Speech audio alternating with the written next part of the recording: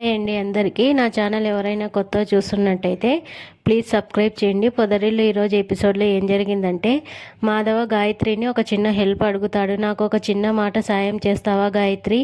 మేము ఎంత బాగా చూసుకున్నా కూడా మహాకి కూడా మాకు చెప్పుకోలేని కొన్ని అవసరాలు విషయాలు ఉంటాయి కదా, నువ్వు అప్పుడప్పుడు వచ్చి తనతో కాస్త మాట్లాడుతూ ఉండు అంటూ మాధవ అడుగుతాడు. దీనికి గాయత్రి కూడా ఒప్పుకుంటుంది. అయ్యో సలహా అడుగుతావేంటి బావా, నువ్వు ఆర్డర్ వేయాలి, అయినా తోటి కోడలి కోసం ఆ మాత్రం తోడుండలేనా, నేను చూసుకుంటానులే, నువ్వేం టెన్షన్ పడకు అంటుంది.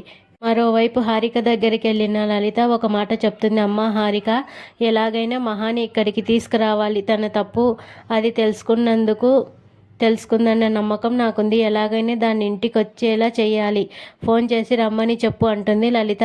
అయ్యో నేను ఎలా ఫోన్ చేస్తా అత్తయ్య, ఈ విషయం మీ అబ్బాయికి తెలిస్తే మళ్ళీ పెద్ద గొడవ చేస్తారని అంటుంది.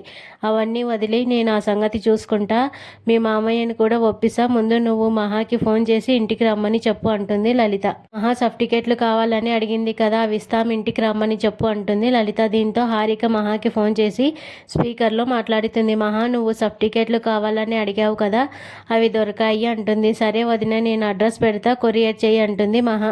కొరియర్ వద్దు మహా, ముఖ్యమైన డాక్యుమెంట్లు కదా, మిస్ అయితే ప్రాబ్లం, పైగా నేను కూడా బయటకు వచ్చి కొరియర్ చేసే పరిస్థితి లేదు.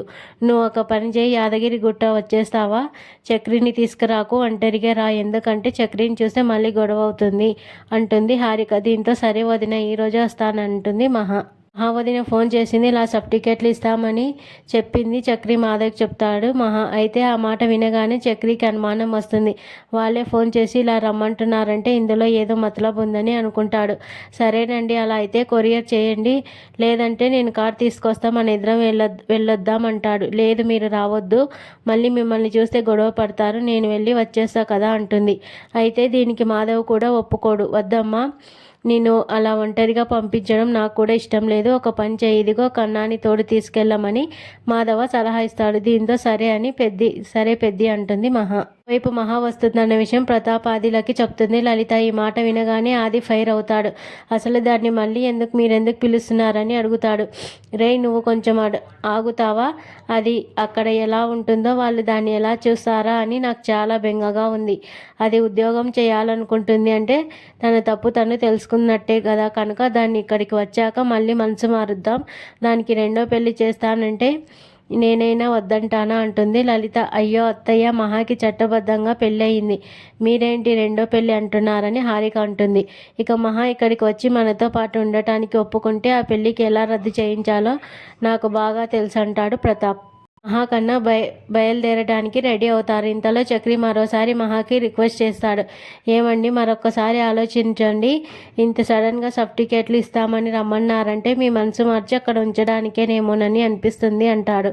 మీరెందుకు అలా ఆలోచిస్తున్నారు, మా వదిన కాకుండా వేరే ఎవరు ఫోన్ చేసినా నేను అలాగే అనుమానించేదాన్ని, కానీ మా వదినే నన్ను మోసం చేయదు, నేను ఇలా వెళ్ళి అలా వచ్చేసా అని మహా అంటుంది. కానీ చక్రి మనసులో మాత్రం చాలా అలజడిగా ఉంటుంది. ఇప్పుడిప్పుడే మహా మా ఇంటికి మనుషులకి అలవాటు పడుతుంది, ఇలాంటి టైంలో అక్కడికి వెళ్తే ఇక తిరిగి వస్తుందా అని చక్రి టెన్షన్ పడతాడు. మహా కన్నా ఇద్దరు ఆటోలో యాదగిరి గుట్ట బయలుదేరుతారు. ఇక వెళ్లే దారిలో కన్నాకి ఒక రిక్వెస్ట్ చేస్తుంది మహా. రే, మా వాళ్ళు నా పైన చాలా కోపంతో ఉంటారు, నాతోనే ఎలా మాట్లాడతారో తెలియదు, కనుక నిన్ను కూడా ఏమైనా అంటే పట్టించుకోకు, నాకు తెలిసి నిన్ను మా ఇంట్లోకి కూడా పిలవకపోవచ్చు అంటుంది. అయ్యో వదిన, అదేం పట్టించుకోకండి, ముందు మీ సర్టిఫికెట్లు తీసుకోండి, అది చాలు నాకు అంటాడు. ఇక సరే, మా ఊరిలో మంచి రెస్టారెంట్ ఉంది, సర్టిఫికెట్లు తీసుకున్నాక అక్కడ నీకు మంచి ఫుడ్ తినిపిస్తా అంటుంది మహా తిరిగి వస్తుందా లేదా, అసలు ఆ ఇంట్లో వాళ్ళు ఎలా రియాక్ట్ అవుతారా అనే టెన్షన్లో చక్రికి మనసు అస్సలు బాగోదు. కేశవ గ్యారేజ్కి వెళ్తాడు. వీడేంటి ఎప్పుడు రమ్మన్నా కూడా షెడ్డుకి రాడు, ఈరోజు పిలవకుండానే వచ్చాడని కేశవ్ అనుకుంటాడు. ఏంటి సారు ఇలా దయచేశారని వెటకారంగా అడుగుతాడు.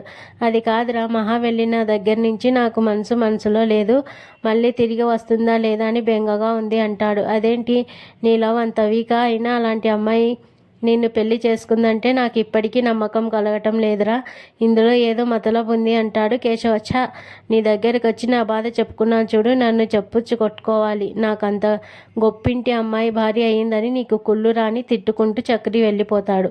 యాదగిరి గుట్ట దిగిన తర్వాత హారికకి ఫోన్ చేస్తుంది మహా. వదిన నేను వచ్చేసా, నువ్వు ఎక్కడా అని అడుగుతుంది. అయితే లలిత పక్క నుంచి ఇంటికి రమ్మని చెప్పు అని సైగలు చేస్తుంది. ఇక మహా నువ్వు ఇంటికి వచ్చే సర్టిఫికెట్లు తీసుకుందువు కానీ అంటుంది హారిక. అదేంటి వదిన, నాన్న అన్నయ్య ఊరుకుంటారా నేను ఇంటికి వస్తే అని మహా అడుగుతుంది. మామయ్య అయినా ఇంట్లో లేరు, బయటికి వెళ్ళారు, నేను అత్తయ్య మాత్రమే ఉన్నాం. అత్తయ్యకి విషయం చెప్పాను, సరే ఇంటికి రమ్మని చెప్పారు, నువ్వు త్వరగా వచ్చి సర్టిఫికెట్లు తీసుకెళ్ళిపో అంటుంది హారిక. దీంతో సరే వదిన వస్తున్నా అంటుంది మహా. ఇక కన్నాని తీసుకొని తన ఇంటికి వస్తుంది మహా. ఈ ఇల్లు చూసి కన్నా అవాక్ అవుతాడు. ఏంటి వదిన, ఇది మీ ఇల్లేనా, ఇంత పెద్దగా ఉంది అని ఆశ్చర్యపోతాడు. శ్రీ మహాలక్ష్మి నిలయం అని ఇంటికి బయట బోర్డు చూసి తమ ఇంటి బయట ఉన్న బృందావనం బోర్డు గుర్తు చేసుకుంటాడు కన్నా. ఇక మహా వస్తుందని లలిత హారిక బయట వెయిట్ చేస్తుంటారు.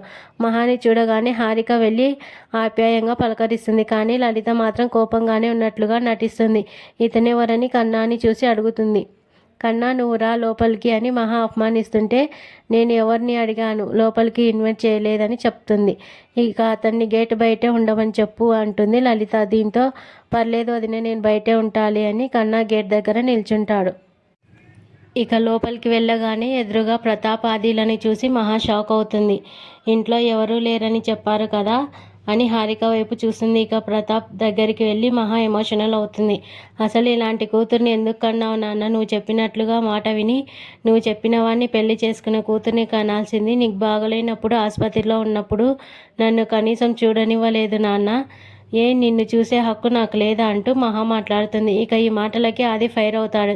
ఏంటే పెద్ద ఇప్పుడే గుర్తొచ్చాడా నాన్న నీకు, మరి పోలీస్ స్టేషన్లో ఆ డ్రైవర్ గారి చేత మెడలో 3 ముళ్ళు వేయించుకున్నప్పుడు మేము గుర్తుకు రాలేదా అని అడుగుతుంది.